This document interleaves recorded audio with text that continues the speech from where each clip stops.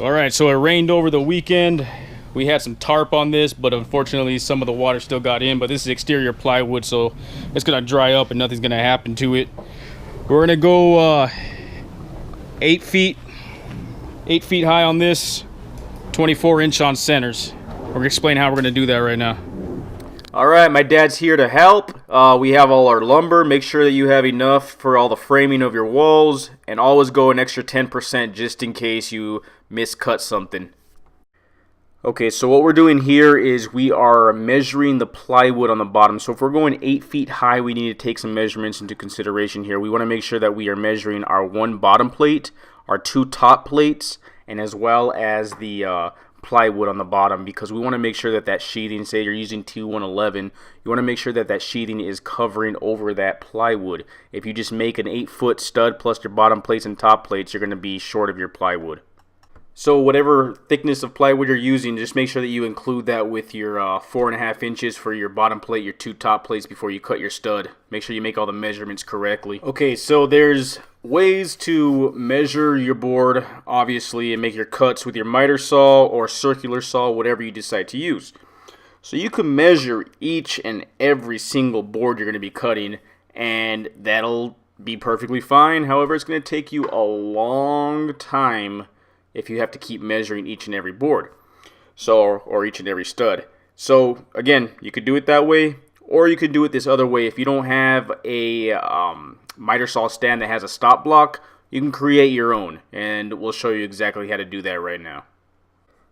Okay, so you're going to take your full piece of wood, your full stud, and you're going to get a piece of 2x4 or something to be able to create a stop block, which is what you see right there with a C-clamp.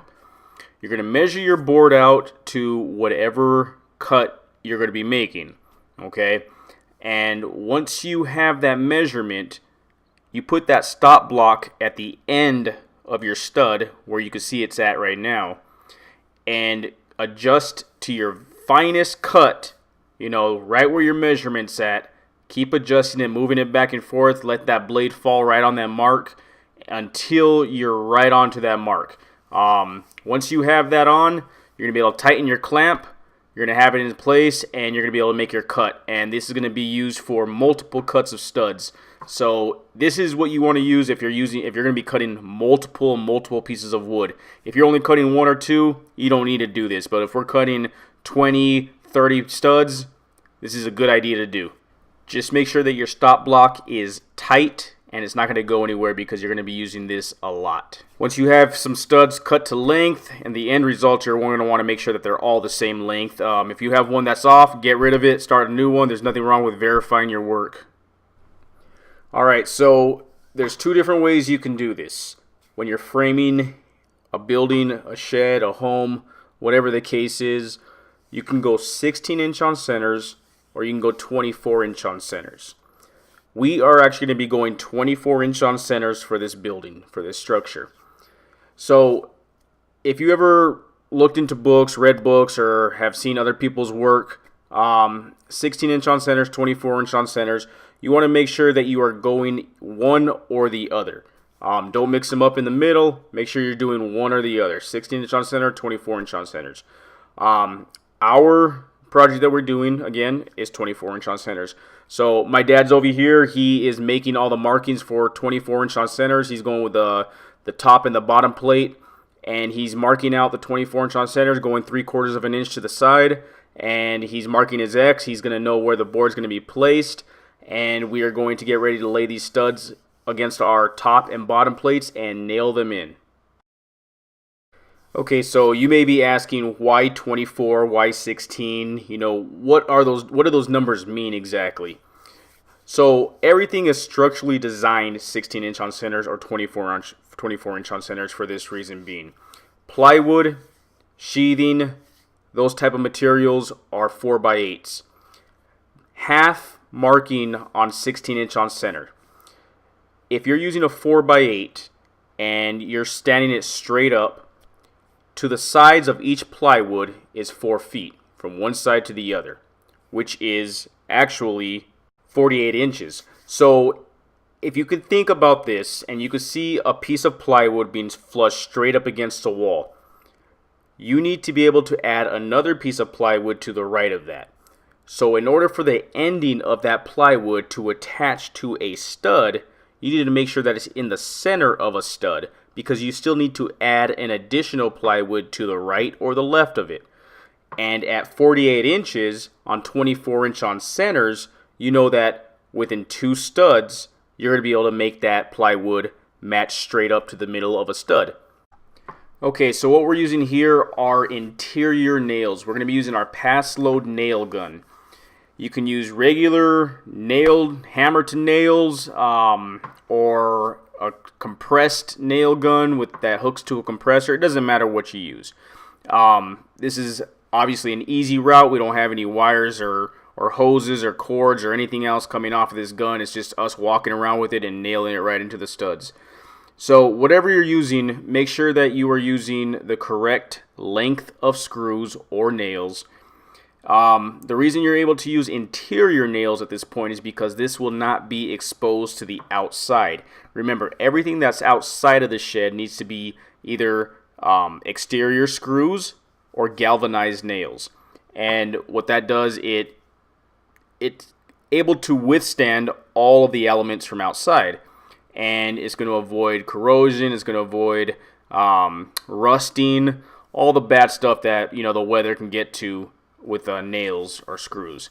So what we are able to use inside of the shed are interior nails or screws, and we are using interior nails. Okay, so this portion of the project does not take too long, but if you want to be very accurate, it's going to take some time.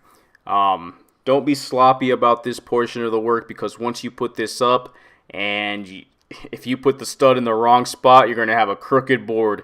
It doesn't look so bad when it's on the floor level, but once you pick it up and you start nailing everything together and you happen to see that a stud's going from left to right instead of up and down, it's going to cause some major issues. You're going to take that stud out and figure out how to put it right back in. So just pay attention to your work when you're doing this. This is your project, this is your art. Just make sure that you are actually doing it the right way. Make sure that wherever you're putting your stud, it's on the same marking as the X from the opposite side. That way you know that you are actually placing it directly up and down. Okay, so now it's time to add the bracing. So what the bracing does is once you put this frame up, you're going to have to make sure that it's leveled straight up and down, left to right. You got to make sure that this is all done perfect. Otherwise, you're going to have a crooked structure. Even if the structure on the bottom is perfectly flushed and leveled off, you still need to do this. Otherwise, you're going to be running into some major issues. So what my dad is doing here is he's hammering a stake into the ground. And we're going to be lifting this frame up and attaching a 2x4 to that stake as well as to the actual frame. So with this structure right here, we could have done the 2x4 to the frame itself, nailed it to the frame, and as well as the floor itself, because the floor is out of wood. When you're making a shed with a concrete slab, you can't do that, so you're going to need to use the stakes. But we are just so used to using stakes to framing things and making sure that everything's leveled that we use the stakes no matter what type of flooring we actually use in the actual project. Alright, so once you have everything leveled off, you can see that the stakes and the 2x4s are on one side. Make sure that they stay here until we are ready to put the sheathing on. We may have to make some adjustments here or there. Okay, so after we finished our first wall, we went ahead and got started on our second wall. Remember to do your opposites. From one wall, you're going to do the opposite side. You're not going from left to right, you're going opposite. And doing your side walls first is always the best. So always check for your crowning. Make sure your crowning of your studs are all on the same side. And once you have this up, you're going to have your 2 walls up and ready for the back wall. Alright, so once you have that one all put together with your nails, all the nails are nailed into place, it's time to lift it up and do the same exact thing as you did with the first wall. Line it up, put a level up to it, get it ready to put the stakes against it, and it's ready to go. Okay, so once you have your two side walls up, go ahead and measure your back wall. Your back wall is obviously going to be a different size than your side walls, just based on the fact that you actually have wood on each side of your back wall now. So this back wall is going to be fitting within those studs that you have, your two side walls, and it's going to be a different size. Even though this is an 8x8 shed all the way around, now you have two structures on each side of this new wall you're going to be putting in. That's going to eliminate some measurement. So make sure that you are actually measuring this portion off. Now keep in mind the back side and the front side, to include your two side walls, all your opposites have got to be the same exact measurement. That's what's going to make this square in the long run. And there is never anything wrong with always double checking your work. And now it's time to frame this rear wall. The back wall over here. Got Dad using the nail gun. Again, you can use nail with hammer to nail. However you decide to do it. This tool right here makes the job just go by so much faster, and it's so much easier.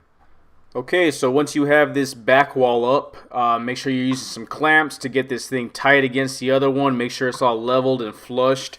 Go ahead and get your nail gun or your nails, like I said, with nails and hammer, and start nailing this thing in. Always start from the bottom and work your way up. That way you know that everything's going to be flushed all the way up. Okay, once you have your nails in on the bottom portion of this frame to frame, you're going to go ahead and just readjust your clamp. Put it a little bit higher. Don't go any higher than the clamp when you are nailing in. You want to just move this up slowly. Again, you only have 4 corners to work with, so it's not going to take too much time, but you want to make sure you do this right. You put any nails in and something's offset, you're going to be running into some major issues you don't want to be running into. Once you have your nails in on the bottom of the clamp all the way down the stud, just go ahead and move your clamp up about 2 feet. Remember to keep underneath that clamp though. Just to give you a quick example of what it looks like right here, you can see everything's flushed, all the nails are in. We're just going to keep moving this clamp up until we have everything nailed in the correct way. Okay, and don't forget to do the opposite side as well, okay? Your corner for this portion of the frame. Same exact process, moving the clamp from the bottom, moving it up about every 2 feet. Make sure you nail underneath the clamp and work your way up. Now it's time to start the front frame. Okay, so for this portion right here, I'm going to explain my measurements and how we're putting this door in. So our measurement from this side of the frame to the other side is 89 inches. So we want our door in the middle of the shed. You can put the door wherever you want, but we prefer it in the middle of the shed. So at 89 inches, half of that is 44.5 inches. So we are marking at 44.5 inches, and we know that we're going to be using a 36-inch door. So we like to give an inch on each side. So 36 plus 2 inches, we're looking at 38 inches. Half of 38 inches is 19 inches. So from the middle of that marking at the 44.5 inch mark, we're going 19 inches on each side of that. So some people like to use quarter of an inch on each side of the door just to make it real tight and enough just to put maybe 1 or 2 shims in. We like to give enough room to be able to make some adjustments and put whatever shims we need to put in there. 1 inch at the most though. Again, there's different ways of doing this. We're looking at, you can put jack studs in and all that stuff, but for this time being right now, we're just going to show you how to frame this, and later on down the road, we're going to go ahead and fill in some more studs around it. Okay, so once you have all your studs in place for around the door, go ahead and nail them in right into place, just as if you were framing all the other walls. We're now making our measurements to where we're going to want our header to go. I believe it was about 9 inches below the top plate. Not quite sure about that measurement now, but I believe that was what it was. And then we're going to make our cripple studs. Okay, so we have our last framed wall up. This is where the door is going to be. As you can see, in the middle of the actual frame is where the door opening is at. So, exact same process as before. This one's a little bit more difficult just based on the fact that you got to make sure that this one is absolutely squared. Even if it's a tight fit, you got to make it fit. If you make this one fit, everything should be squared in the long run. So again, same idea. Clamp on the bottom, start nailing it in. About every 2 feet, move that clamp up and move over to the other side. And just do the same exact process. Again, take your time. Make sure you're doing this right. Don't just start nailing like crazy. Make sure that everything's flushed, everything's level still. Okay, so if you remember back in the beginning of the video, I explained that there's going to be a bottom plate, which you can see on the bottom, and there's going to be 2 top plates. One you can see now, and one that I'm putting in on the very top of this back wall. You're going to have 1 top plate for each top of every single wall. So 4 top plates all the way around. So what we're looking at right now is when you make a top plate, that's basically going to tie in your entire structure. So at this point, yes, they are nailed together on the side walls. They are nailed to the plywood on the bottom. I do believe we skipped that video. I apologize for that, but make sure that you do anchor your bottom plates into the plywood as well. If you're working with a concrete slab, it would be a different situation. You would have an anchor that when you poured the concrete slab, you would have an anchor that was already placed into the concrete so that when you placed your bottom plate on, all you had to do is bore a hole in your bottom plate and attach a nut to the actual bolt that's sticking out of the concrete slab. You could do it that way, or you can use a nail gun that shoots out concrete nails, or you can use a rotary hammer or a hammer drill. There's so many different ways you can go into concrete slabs as well, but what we're working on right now is with plywood. Okay, so the angle of this camera right now really doesn't help for you to see exactly what I'm doing. I will be showing you the top plates, the second top plate that we're putting on in just a little while. But just keep in mind that what I'm doing here is putting 1 additional top plate on top of each and every single wall. Again, that's going to tie it all together. So 1 top plate is going to overlap the other wall on top. So 1 top plate, the second top plate is going to be overlapping the first top plate. I'll show you exactly what I mean right now. And we have my son Gabriel that just showed up. He just got out of school. He's pretty excited because he knows that I'm going to be turning this shed into a playhouse for him and my stepson Dominic. So he's pretty excited about this project, and he can't wait for us to finish. Expects us to be done in at least 1 day. So told him it's going to be a while, but I think he understands. And the best part about building the shed or the playhouse this big is that as they get older, they'll still be able to use it. Okay, so back to the top plates. You can see what we have here now with a closer view. You can see that 1 top plate is overlapping the other top plate from one wall to the other. So there's different ways to do this. You can go all 4 corners and just keep moving, staggering the top plates around until they hit all 4 corners. Or you can just do 2 sides, overlap them, and then fill in the other top plate with the size that's required. Okay, so now it's time that we are starting to frame the window portion. I can't really tell you our measurements here because it all depends on what size window you're buying and which direction you want it to go. If you want it to go vertical or horizontal, that's up to you. Okay, so just go ahead and fill in the wood. For this size window right here, I'm not too worried about making some cripple studs or anything like that for this. Alright, so once you have these the frame inside the studs, go ahead and just screw them in. Just be careful when you are actually screwing these in that you're not pushing this stud in too far. You want to make sure that it still stays as level as possible. Again, that's what's being used for your door. Okay, so now we're adding the trimmer into the window. We already have our sill, and basically the top plate is going to be acting as a header. Due to the size of this window, again, I am not too worried about making any cripple studs, any top cripples, or anything like that, or any bottom cripples. This is a small window. It's light. I'm not going to have any issues with this putting in this window this way. So just keep in mind, remember, you're not trying to bend any of these studs inwards. All you're trying to do is connect the wood to the wood, and that's it. So you can see the window we have here. You can still see that there is a gap between right where the screw holes are going to be going. Not a big deal. We're going to get our table saw out and strip the 2x4s to size. Okay, so just like I explained, took the table saw out, cut some 2x4s to size, stripped them down to right where they need to go. The screw holes line up directly with these 2x4s.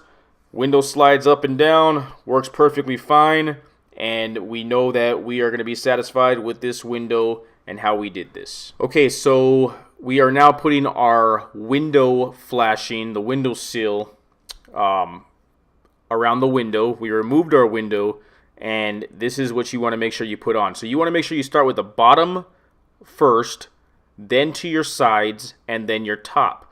If you look at the seals, if the water were to run down, you want to make sure it runs down from the top, it goes over the overlap of the sides, and then over the overlap of the bottom.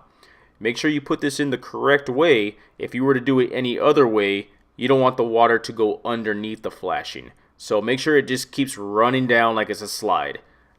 So once we have this window flashing up, we're going to go ahead and cut the corners, almost like a 45-degree angle, and it's going to fold right over the wood. This stuff is pretty sticky, so make sure that when you put it down right the first time. Once you have your flashing in, go ahead and put some silicone on. Make sure it's for windows or doors. Give a generous amount. Again, you're not going to be seeing this, and it's what's going to help protect any water or weather or wind or anything from coming in from into that window. So make sure you give a good generous amount while you're doing this.